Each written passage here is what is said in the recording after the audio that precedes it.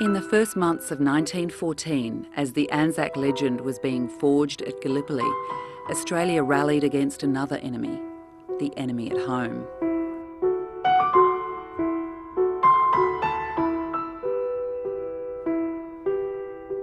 About 7,000 people of German origin, many born in Australia, some very prominent citizens, spent the war behind barbed wire, mainly in 3 camps in New South Wales. That period is captured in a new book that celebrates the work of photographer and internee Paul Djubotsky.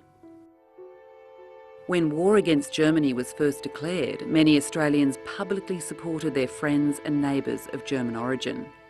But things changed rapidly.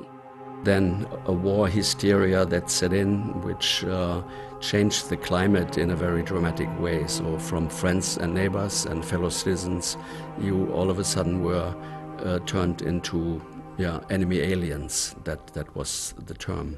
Anyone considered suspicious was whisked off to concentration camps swiftly built around the country. And at the time, one did not differentiate really between German immigrants or between naturalized German citizens or between indeed people who had German ancestry and who were born in Australia or whose parents in fact had been born here already. They shared the camps with official prisoners of war and people such as photographer Paul Djubotsky, who happened to be in Australia at the outbreak of the war. And Paul Djubotsky was lucky in as he spent most of his internment time at Trial Bay. Trial Bay camp was a privileged camp. The internees had access to a parole area outside the jail. They built little huts for themselves and they built little cafes and a theatre, and they had theatrical performances. The Australian military administration decided at one time that they would cooperate with the internees and give them a degree of self-administration, of autonomy. So you had a lot of businesses that were set up, from bakeries to tailors and butcher shops and what have you.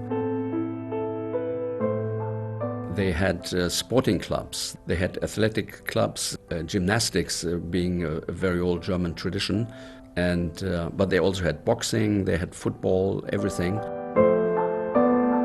The theatre was perhaps a very important, or the most important sort of cultural centre for the camp. Men played female roles to put on regular reviews of the kind popular in Germany at the time. The energy and creativity that these men put into establishing this parallel world in the Australian bush, basically, a really strongly German-tinged world, very meticulous, up to the programs that would be modelled after German theatre programs. Everything was, to the minute detail, was copied and a world established that was astonishing, really.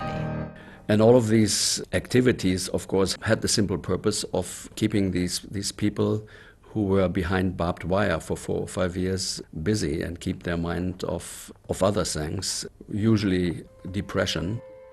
Gerhard is very conscious that the images tell only one part of the story. If you think about this talent, the creativity, the ingenuity, all of this was lost at the end of the war. And again, this is part of the story that is not known, that is not told here. Over 6,000 people were deported, although many of them had no connections with Germany at all. Many of them did not speak German anymore.